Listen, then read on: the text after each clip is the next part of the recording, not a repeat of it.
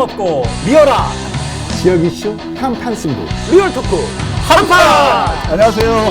지역의 뜨거운 이슈를 한판 승부로 속 시원하게 풀어보는 리얼 토크 한판입니다. 오늘도 두 패널과 함께합니다. 충북도립대 조동욱 교수님, 최용현 변호사님 함께하겠습니다. 어서 오십시오. 안녕하세요. 안녕하십니까.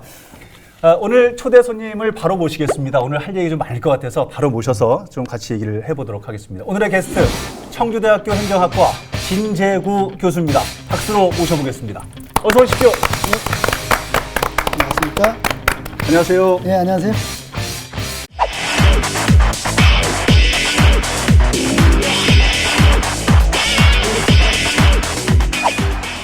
아니, 대개는 교수님들이 오셔가지고 딱딱한 얘기를 하시고 막 정책적인 얘기하고 분석 얘기하다 보니까 그런데 뭐 오늘은 뭐 자유롭게 좀 재미있는 얘기도 좀 많이 좀 풀어주시기 바랍니다. 예, 알겠습니다. 자, 시청자 여러분, 오늘의 토크 주제를 소개하겠습니다. 오늘의 토크 주제는 바로 이겁니다. 19대 대선에서도 충북의 표심은 바로미터가 됐습니다. 더불어민주당 문재인 대통령은 충북에서 38.6%의 득표율을 올리며 역대 대선 중 최대 표차로 승리했습니다. 새로운 정부가 출범되면서 충북 출신 인사들의 입각과 지역 현안 해결에도 관심이 쏠리고 있습니다.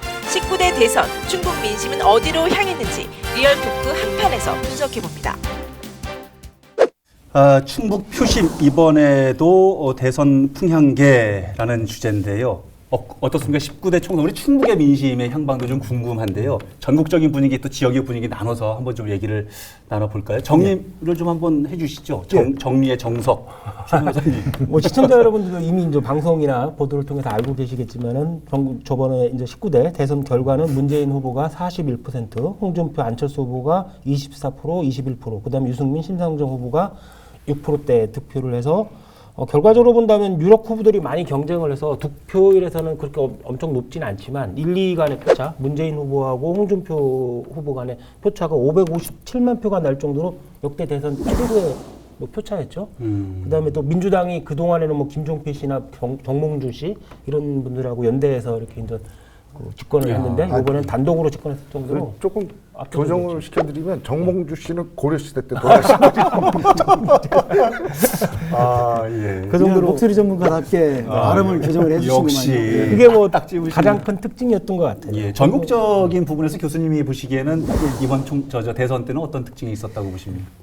제가 그 통계치를 보니까요, 그 지역별로 약간 편차는 있긴 하지만 공통점을 하나 발견할 수 있었는데, 아하, 예. 과거에 비해서 투표율이 도시 지역이 높았다는 것입니다. 전형적으로 보면 과거에는 농촌 지역의 투표율이 높았어요. 좀 그랬던 것 같은데요. 예, 그런데 이번에는 도시 지역의 투표율이 높았고요. 젊은 유권자 투표율이 과거보다 상당히 높았습니다. 이게 이제 이번 선거 자체가 박근혜 정부의 그 국정농단 사태로 인한 이제 보궐선거이다 보니까 실제로 그것을 이끌어냈던 젊은 층들의 분출, 그것이 이제 투표로 나타났다고 보여지는데요. 전국 평균이 77%인데 비해서 서울이 78.6%로 서울이 더 높았고요. 젊은 공무원들이 많은 세종시의 경우에는 80%를 넘습니다. 그렇죠. 오히려 충청북도나 강원도 같은 경우는 74% 정도에 불과하거든요. 그런 것 자체가 젊은 표심이 많았다는 것이고요. 제도 자체 변경도 좀 있었던 것 같아요. 사전 투표도 했었고 그렇죠. 8시까지 저녁 8시까지 그렇죠. 그런 것들이 많이 작용을 했겠죠. 저는 사실 그 지난 촛불 집회인가요? 광화문? 거기 한 6번 갔었는데 그 도도히 흐르는 민심의 흐름을 알겠더라고요.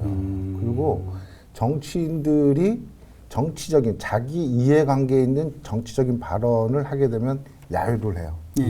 야유를 하고 그래서 그 다음에 다시 정치인이 못 올라가게 하고 그래서 아주 이게 우리나라가 이제 조금 뭔가 이렇게 좀 제대로 돌아가겠구나. 그러니까 이제 직접 민주주의를 할 수 있을 정도의 그런 흐름을 알겠더라고요. 정말 진짜 민주주의. 그래서 집사람하고 오송역에 차 세워놓고 갔었는데 하루 갔다 오면 30만 원 들었습니다. 밥 사 먹고 KTX 타고 뭐 이래가지고. 근데 물론 뭐 불법 주차로 또 주차 딱 된 적도 있고.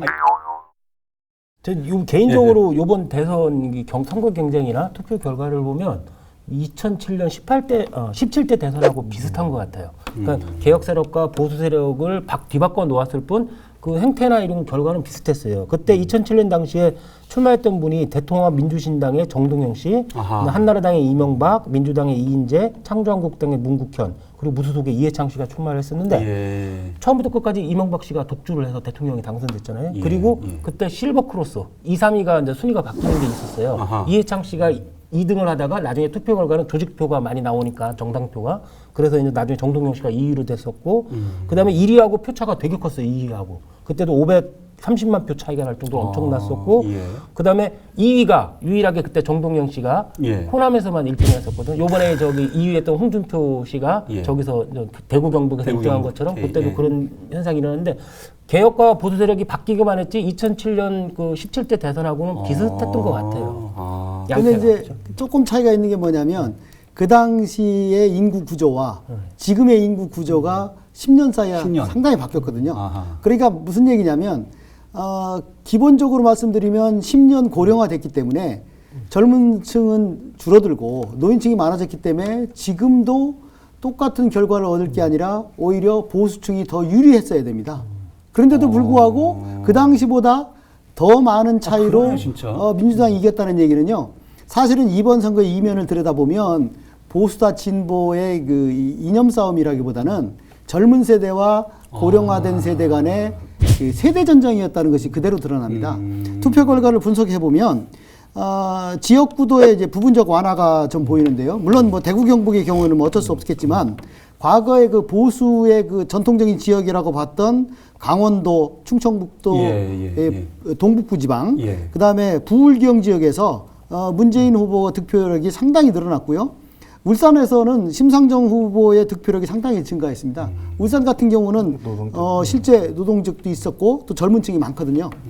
그다음에 이제 이념 투표의 일부 완화 증상이 나타나는 것이 뭐냐면 서울에서 전통적으로 이제 보수파들의 그 온상이었다고 볼 수 있는 강남 3구 모두에서 문재인 후보가 1등을 했습니다. 물론 동별로 보면 압구정동이라든가 뭐 삼성동이라든가 이런 경우에는 홍준표 후보가 1등을 했지만 구 전체로 보면 강남구에서 문재인 후보가 35.4%의 득표율로 1등을 했는데 강남구에서 그런 적이 없거든요. 그 얘기는 무슨 얘기냐면 강남구 내에서도 고령화가 진전된 압구정동에 비해서 젊은 사람들이 많은 신사동이나 대치동이나 이런 쪽은 상당히 이 문재인 후보가 득표력을 발휘했고 그것이 그대로 드러났다는 겁니다. 대선 투표지 고령화 네, 얘기가. 사실은 또 제 생각에는 뭐 이념적인 부분 아까 뭐 세대 부분도 있었지만 나이 그 촛불 집회 가니까 연세 드신 분들도 꽤 많았어요. 저는 지역주의 현상이 조금 부분적으로 완화됐다는 점 조심스럽게 표현하셨잖아요. 아 나하고 말 좀 하자. 아 나하고 말 좀 하자. 안 끝났어요? 마무리하시죠. 예. 그러니까 사실은 이게 상식이냐 비상식이냐 그런 프레임이 더 강했던 거 아닌가. 근데 그게 제일 중요했던 것 같아요. 네. 지역이나 이념보다는 이제 최대 주제, 네. 탄핵, 박근혜 대통령 구속, 뭐 이런 부분이 최대 이슈였던 것 같고, 그다음에 지역주의가 조금 언론에서도 이제 지역주의가 좀 완화됐다, 부분적으로 완화됐다는 표현을 쓰는데 저는 생각이 조금 틀려요. 이게 이제 그 탄핵 이슈라는 아주 너무 큰 주제가 이슈가 일어났잖아요. 그렇죠. 예. 그 미국의 사추 슈나이더라는 정치학 교수가 그랬거든요. 지역주의를 타파하는 가장 좋은 방법은 그 지역주의를 가로지르고 그걸 무너뜨릴 수 있는 커다란 이슈가 나와야 된다는 거예요. 그것처럼 이번에 탄핵 이슈라는 거대한 이슈가 나왔어요. 그다음에 모두 주요 인물들이 후보들이 다 영남권 인물이었어요. 그렇기 때문에 지역주의를 착시적으로 만들거나 상쇄시킬 수 있는 요소가 있었거든요.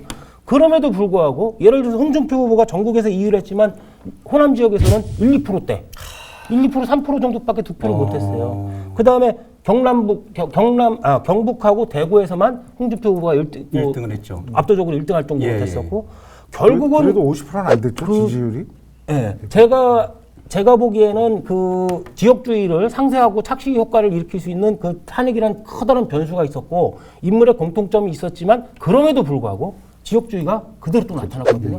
만약에 이런 착시적인 상쇄 요소를 없앤다고 하면 지역주의는 그대로 여전히 공고하게 잠재되어 있는 것 같아요. 물론 그렇죠. 이번에 출마자들이 전부 경상도 출신 후보자들이기 때문에 맞습니다. 그것을 검증하기에는 이제 표본이 좀 적었고 만약 그것이 제대로 검증이 되려면 호남 지역의 후보자가 보수당으로 출마를 하고 경상도 지역의 후보자가 맞아요. 진보당으로 출마했을 때 어땠을까를 보면 그게 이념 투표인지 지역 투표인지 그대로 드러나겠죠. 근데 이제 제가 이번에 검증해 본 결과는 어떤 거였냐면 시도 단위 말고 시군구 단위로 검증을 해보니까 충남북에서는 홍준표 후보가 1위를 한 지역이 충청북도 지역에서는 단양, 괴산, 보은, 영동, 충남에서는 예산, 청양, 부여 등 고령화된 군 지역입니다.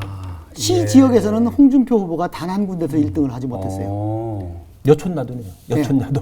여촌야도? 근데 또 하나 그게 이제 고령화도 있지만 예. 그 남부 상군하고 괴산이 그러니까 옥천은 간신히 문재인 후보가 이겼고 예. 그다음에 영동, 보은, 괴산은 홍준표 후보가 이겼거든요. 단양도.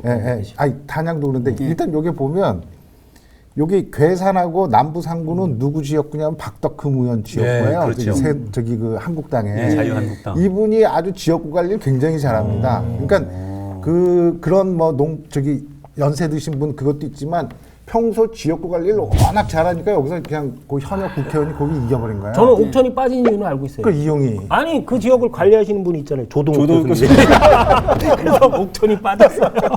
그러니까 지역구 관리가요. 지역에서 말하자면 시골에서는 먹힙니다. 그러니까 군 지역에서는 농촌 지역에서는 조직표가 먹히는데 도시 지역에는 안 먹힙니다. 아니 그러니까 이게 지금 연세 드신 분들이 주로 계시니까 그렇다고도 있지만 제가 거기서 지금 있다 보면 기계 현역 국회의원이 지역구 관리를 굉장히 잘하고 있다라는. 이게 단양도 조금 군수님이 저기 한국당이에요. 이 조금 낙후된 지역, 조금 표현이 좀 그렇지만 조금 낙후된 지역인 뭐 그 괴산, 보은, 영동, 단양 이 지역이 또 공교롭게도 이게 경북하고 또 접경 지역이에요. 접경 지역.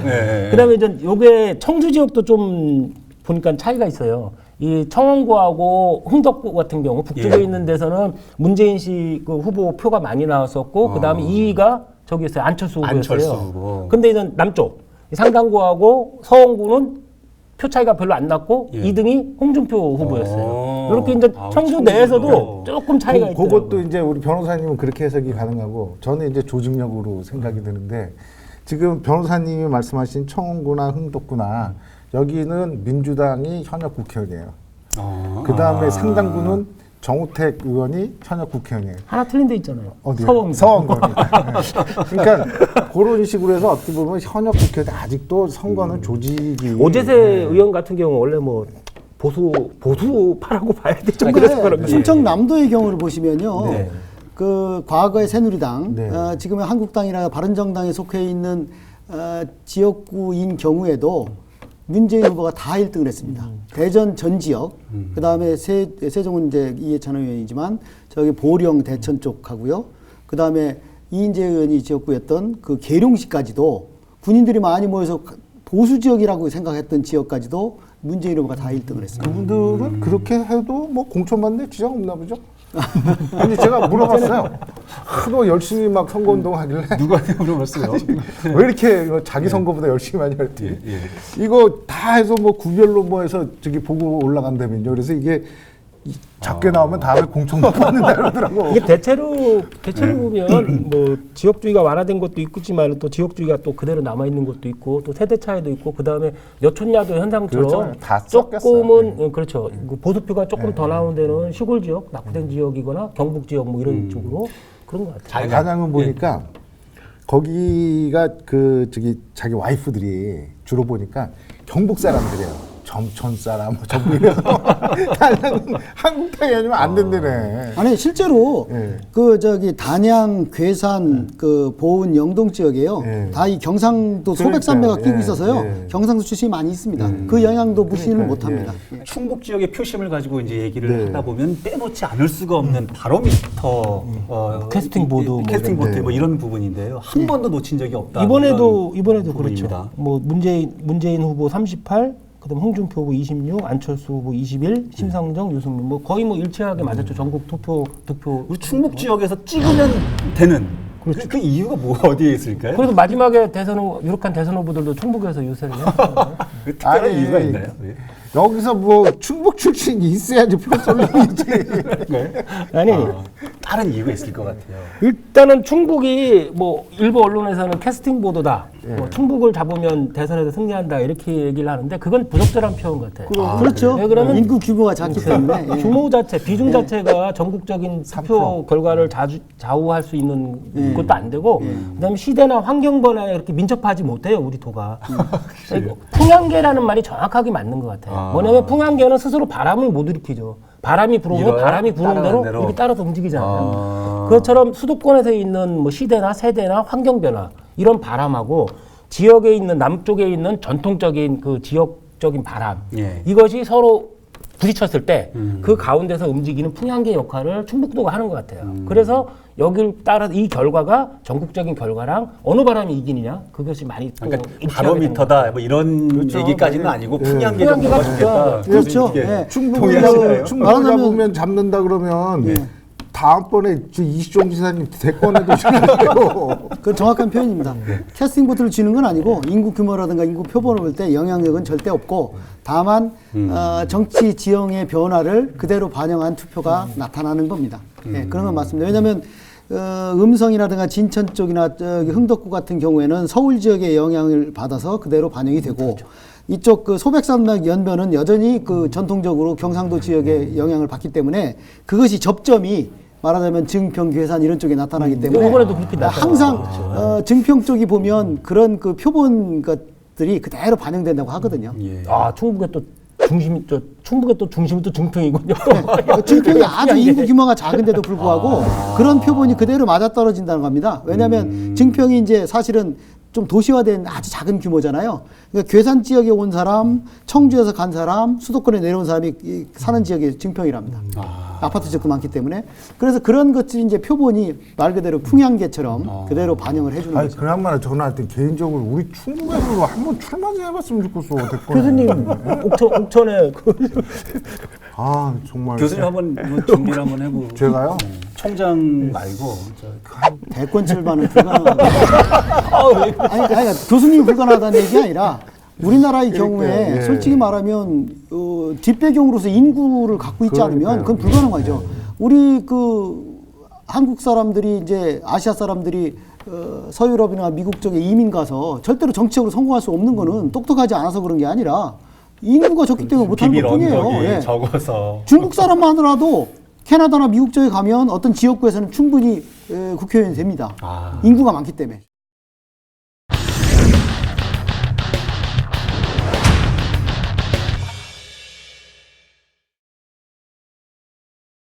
저기 그 제가 어저께 그 저기 지난 선거 끝나고 예.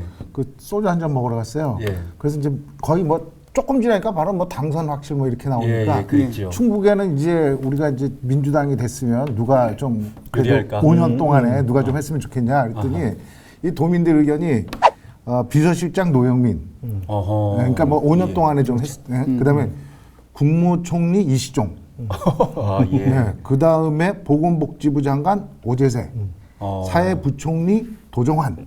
아우 그냥 말씀해서 리스트를 그냥. 안 된 얘기지만 예, 예. 이시종 지사가 전국적 지명도가 있다고 생각하세요? 아니 도민들의 도민의 소망이죠. 예, 소망이나 바람. 그런데 이번 선거에서도 경남도지사라든가 또는 뭐 충남도지사라든가 뭐 전남도지사라든가 결국은 다 예, 이렇게 전남도지사. 컸잖아요. 네. 그 사람들은 전국적인 지명도를 갖고 있는데 아하. 충북도지사 이시종 씨는 전혀 그렇지 못합니다. 왜 그럴까요? 그분은 도지사를 하는 동안 충청북도에만 머물러 있었습니다. 중앙정계에 가서 영향력을 전혀 발휘하지 못했습니다. 그냥 이 지역에서 말하자면 주민들과 호흡하고 끝입니다. 정치인들은요, 그 지역을 대표하는 국회의원이 됐을 때는 그 지역의 일만 챙기는 것이 아니라 중앙정계의 진짜로 전 국민의 대표로서 활동을 하는 겁니다. 그렇죠. 그래야죠. 예. 예. 그러니까 많은 경우에 충청북도 출신의 정계 사람들이 국회의원이 되는 것까지로 컸다고 생각하는 것이 아니고 그 사람들이 중앙정계에 가서 3선, 4선이 됐을 때 당의 중요한 당직을 맡고 또는 정책 분야의 중요한 역할을 맡을 수 있어야 된다는 겁니다. 그렇죠, 그렇죠. 근데 우리 충청북도 지역을 보면요. 3선 의원조차도 예를 들어 뭐 정책위 의장도 하나 못하고 뭐 중요한 뭐 국회 부의장이라든가 이런 역할을 하지 못하는 겁니다. 그런 것들을 보면 왜 그런 현상이 발생하냐면 이분들이 충북 지역에 내려오면 자기 표밭가리 이외에는 하는 게 없어요. 그게 위험하기 때문에 그래요. 내가 우리 충청북도 지역은 안심하고 나를 밀어주기 때문에 내가 중앙정계에 진출해서 말하자면 당권을 쟁취하거나 또는 이걸 할 수 있도록 믿음을 줘야 되는데 조금 심한 측면일 수도 있고 또 주민들 입장에서 당연할 수 있어요. 조금만 빈틈을 보이면 여지없이 낙선을 시키거든요. 이분들은 무지하게 불안해합니다. 자유 정치 체제에서는 경쟁적인 게 더 좋은 거죠. 물론 지금 그렇죠. 말씀하시는 그런 부분의 일정 부분을 주민들이 지금 역할을 하고 있다는 말씀입니까? 혹시? 제가 보기에는 이 주민들 입장에서 보면 우리 지역에서 표밭가를 위해서 조금 더 한 번 더 인사하는 사람을 우대할 게 아니라 중앙에서 중량감 있는 사람들을 더 우대해 주는 것이 필요하다는 겁니다. 왜? 그 사람들이 와서 장례식에 한 번 더 가고 인사하는 게 중요한 게 아니라 그쪽 가서 중요한 역할을 하거나 중요한 중책을 맡으면 예산을 훨씬 더 많이 따올 수 있고 더 많은 일을 할 수 있습니다. 대통령 선거가 끝났단 말이에요. 문재인 대통령이 당선이 됐어요. 우리 이번 선거로 인해서 충북 지역에 수혜를 입을 만한 그런 인물들이 있으면 좀 짚어봤으면 좋겠는데요. 어떤 인물이 있는지 좀 살펴주시죠. 일단은 뭐 민주당 지역에 있는 민주당 인사들, 유력 인사들이 이제 호기를 맞은 건 맞아요. 지역적 기반도 다질 수 있고 중앙 뭐 정계 요직에 있는 당이나 정부의 요직으로 나갈 수 있지만은 이시종 지사나 오재세 의원이나 변재일 의원은 비문 세력, 그 적극적인 친문 세력은 아니기 때문에 한계가 있는 것 같고 그 다음에 그분들 비문이에요? 도종환 의원 같은 경우는 초선이기 때문에 아직 조금 한계가 있고 그 다음에 또 한 번 나오는 게 노영민 의원 같은 경우는 아까 원외 인사잖아요. 다 일정 한계가 있는데 저는 근본적으로 지역의 많은 민주당 인사들이 지금 정계 농공행상 하면서 지금 정계 자리를 좀 찾으려고 하거든요. 정부직이나. 그런데 시대가 변했어요, 사실은. 시대가 지금 4차 혁명 시대라고 하고 새롭게 지금 민주정부, 3기 민주정부를 구성해서 새로운 시대를 만들려고 하는데 충북에 있는 주요 민주당 인사들 보면 다 구시대 인물이에요. 너무 구시대 인물이에요. 과연 그리고 이제 연배가 이제 다 70 다 돼가세요. 과연 누가 여기서 참신하고 새로운 인물이 누가 있겠냐? 지금 새로운 민주정부에서 발탁될 만한 사람. 총알이 너무 예전 총알이다. 그러면 우리가 괜히 요번에 38.61%를 찍어준 거 아니야? 자, 알겠습니다. 그 인물 얘기 잠깐 하는 와중에 그러면 우리가 예. 한 분만 쫙 더 짚고 넘어가 보죠. 우리 이분 얘기 안 할 수가 없는데 반기문 전 총장 이분이 뭐 여하튼 간에 뭐 충청권에 있는 뭐 아주 유일하지는 않습니다만 하여튼 뭐 전국적으로 다 알고 있는 유명한 분이 이런 분들이 이번 문재인 정부에서 좀 선거될 수 있는 뭐 그런 혹시 영향은 없을까요? 어떻게 보십니까? 가능성을 스스로 잃어버린 케이스죠. 사실은 박근혜 정부에서 이 국정농단 사태 나기 전에 열심히 구애를 했을 때 민주당에서도 열심히 구애를 했습니다. 자기가 선택을 할 수 있었어요. 그런데 반기문 총장은 이쪽으로 간 거죠. 말하자면 지금 상황에서는 그건 반기문 전 총장의 복이라고 볼 수밖에 없는 상황이 된 거고요. 지금 와서 되돌릴 수는 없는 거고. 아니 근데 아무튼 우리는 38.61% 밀어준 거에 대해서 뭐 보상은 그래도 있어야 될 거 어떻게 같아요. 되는지. 호남은 60% 밀어줬으면 거기 60% 총리 줬잖아. 총리 올라갔잖아. 대통령 비서실장도 주고 다 뭐 전남인데. 지역적으로 나눠 먹게 하면 안 되고요. 아 그래도 우리도 먹고 살아야지. 아니 이런 분들 어때요? 이런 분들 누구요, 누구? 사실 그 박종관 선생님. 예? 옆집 아저씨예요? 아 블랙리스트 박종관 선생님 모르세요? 모르겠네. 블랙리스트. 그 다음에 저기 청주대 양병기 교수님 괜찮죠? 그 다음에 우리 보좌관 출신 중에 이장섭 보좌관. 맨 위에다 조등욱 써놨네요. 뽀록났네. 아. 어떻습니까? 좀 얘기를 하다 보니까 금방 시간이 다 갔는데 끝내기 한 판까지 가야 될 것 같아요. 오늘 좀 시간 마무리해 보시지요. 어떻습니까? 변호사님 뭐 답답하실 텐데 한 말씀 먼저 하시죠. 갈 길이 뭔데요? 갈 길이 뭔데? 갈 길이 뭔데? 예. 뭐 정치적인 적폐도 청산을 해야 되고 뭐 경제적 불공정도 해결을 해야 되고 사회적 불평등도 해소해야 되고 대북 문제 해소해야 되고 뭐 할 일이 좀 산더미 같습니다. 그런데 국제 정치적으로도 지금 트럼프가 경제적 압박을 하고 있고 뭐 사드로 중국과 분쟁이고 일본과 위안부 뭐 협상 뭐 저기로 파기로 다 논란이 일 거고 그다음에 당내에서 민주당 내에서도 뭐 친문과 반문 아직 반목하고 있는 거 아닙니까? 우리 같은 지역에서는 뭐 달라고 자꾸 얘기할 테고. 갈 길은 먼데 정말 문재인 대통령 정말 힘들 것 같습니다. 예. 저 걱정과 우려가 기대보다는 저는 걱정과 우려가 더 큰 것 같습니다. 갈 길이 먼데. 예, 교수님. 예, 저는 주경야독. 주경야독이. 네. 아, 오늘 좀 간단합니다. 예, 주간에는 약한 술, 야간에는 독한 술. 그러니까 이거 우리가 국정농단을 보면서 점심에도 술 먹고 저녁에도 술 먹을 수밖에 없었어요. 이제는 이제 문재인 대통령 되셨으니까 주경야독이 없는 아주 상식적인 사회가 되길 바랍니다. 아, 알겠습니다. 아, 깜짝 놀랐네. 오늘 저 첫 출연을 해서 이것저것 많은 좀 도움 말씀을 주셨는데 오늘 리얼토크 한판 지역에서는 좀 독특한 시사 프로그램인데요. 함께 하신 소감이 어떻습니까, 교수님? 뭐 자유롭게 얘기를 하니까 예. 원고에 얽매이지 않으니까 참 예. 좋네요. 저는 그 이런 프로그램이 좀 더 많아져서 예. 지역의 그 원로 정치인도 비판할 수 있고 저도 많이 비판했습니다만 예. 그런 계기가 됐으면 좋겠어요. 아, 예. 한마디 더 할까요? 네. 네. 얼마 전에 오송육 개명 문제 나왔을 때 이원종 전 지사 상당히 원로죠. 예. 그분이 이랬어요. 오송육 개명을 얘기하는 사람들에게 들이라고 했어요. 그건 민주주의를 부정한 겁니다. 예. 유권자의 의식을 완전히 자기 밑으로만 생각하는 거예요. 그런 의식을 정치인이 갖고 있으면 절대 안 됩니다.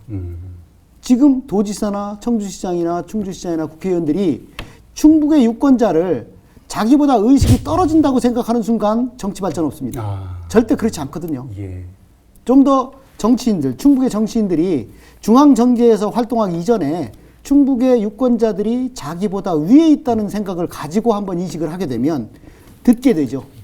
듣게 되면 달라질 겁니다.